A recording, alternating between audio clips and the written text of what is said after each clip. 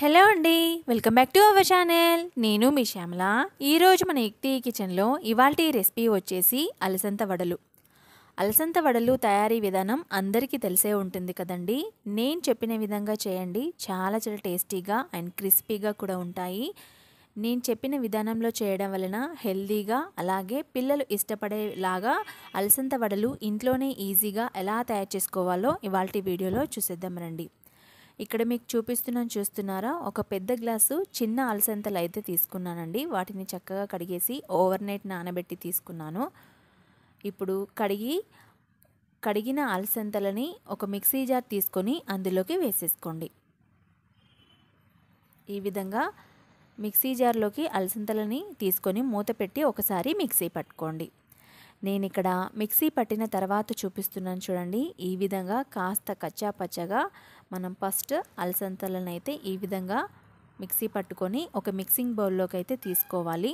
మిగిలిన అలసందలను కూడా మిక్సీ జార్లోకి తీసుకోండి. ఆ తర్వాత స్పైసీనెస్కి తగ్గట్టుగా గ్రీన్ చిల్లీస్ నేనైతే ఒక 10 తీసుకున్నాను. ఇందులోనే ఒక 7-8 వెల్లుల్లి రెబ్బలు, మీడియం సైజు ఉన్న ఉల్లిపాయ ఒకటి, 2 టేబుల్ స్పూన్ల జీలకర్ర, అలాగే 2 టేబుల్ స్పూన్ల ధనియాలు, రుచికి సరిపడా సాల్ట్, ఇవన్నీ కూడా వేసేసుకొని దీనిపైన మూత పెట్టి ఒకసారి మిక్సీ పట్టుకోండి. ఇది మాత్రం కాస్త మెత్తని పేస్ట్ కింద ఈ విధంగా మిక్సీ పట్టుకోవాలండి.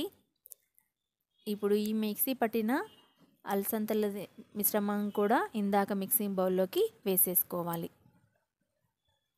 ఈ విధంగా మొత్తం అంతా యాడ్ చేసేసిన తర్వాత ఇక్కడ మీకు చూపిస్తున్నాను చూడండి. మా చెట్లలో పాలకూర అయితే కాసిందండి. జస్ట్ ఒక 4-5 రెమ్మలైతే కాసింది. అలాగే కట్ చేసుకున్న కొత్తిమీర, అలాగే కట్ చేసుకున్న కరివేపాకు వేసేసుకోండి. నేను చూపించిన 4-5 రెమ్మల పాలకూర కూడా వేసేస్తున్నానండి. ఫ్రెష్గా ఉంది కదా, సో వేసేస్తున్నా.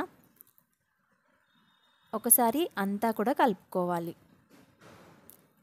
నేను ఇక్కడ మొత్తం అంతా కలిపిన తర్వాత చూపిస్తున్నాను చూడండి. ఈ విధంగా కలుపుకుంటే సరిపోతుంది. ఇప్పుడు ఇందులోకి చిటికెడు వంట సోడా కూడా వేసేసుకొని కలుపుకోండి. అలాగే ఒక 1 టేబుల్ స్పూన్ వరకు గరం మసాలా పొడి అండి. So 1 table spoon garam masala పొడి కూడా యాడ్ చేసిన తర్వాత అంతా కూడా ఈ విధంగా కలుపుకోండి. ఇప్పుడు మనం అలసంద వడలు చేసుకోవడానికి పిండి అయితే రెడీ అయిపోయింది. ఈ విధంగా చేతిలోకి పిండి ముద్దను తీసుకొని నేను చెప్పిన విధంగా ఒత్తి ఈ విధంగా వేసుకోవాలి. ఇప్పుడు మనం అలసంద వడలని ఫ్రై చేసుకోవడానికి డీప్ ఫ్రై కోసం సరిపడా ఆయిల్ని హీట్ చేసుకోవాలి. ఆయిల్ హీట్ అయిన తర్వాత ఇందాక నేను అలసంద వడలని ఏ విధంగా అయితే చేసి చూపించానో అదే విధంగా మీరు ఆయిల్లో వడల్లాగా వేసేసుకోండి. ఇలా ఒక వాయికి సరిపడా అలసంద వడలని చేసుకోవాలండి. చాలా చాలా టేస్టీగా ఉంటాయి. అచ్చం బండి మీద అమ్మిన టేస్ట్తోనే ఉంటాయండి, క్రిస్పీగా. చూస్తున్నారు కదా, ఈ విధంగా ఒక వాయికి సరిపడా బాండీలో వడలను అయితే వేసేసుకోవాలి.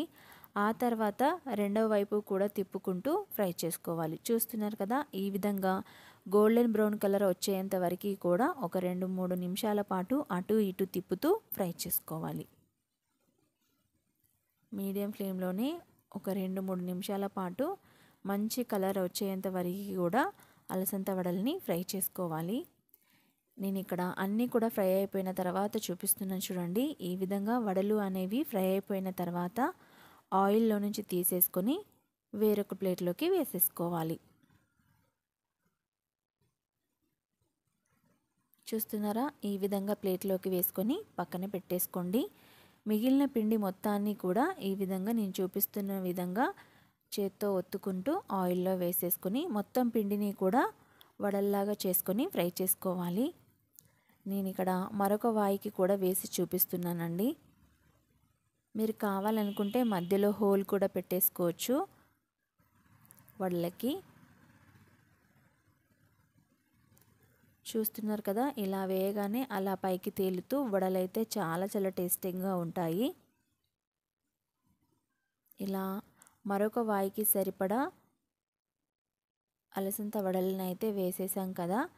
ఇప్పుడు వీటిని కూడా అటు ఇటు తిప్పుతూ చక్కగా కలర్ చేంజ్ అయ్యేంత వరకు కూడా ఫ్రై చేసుకోవాలి.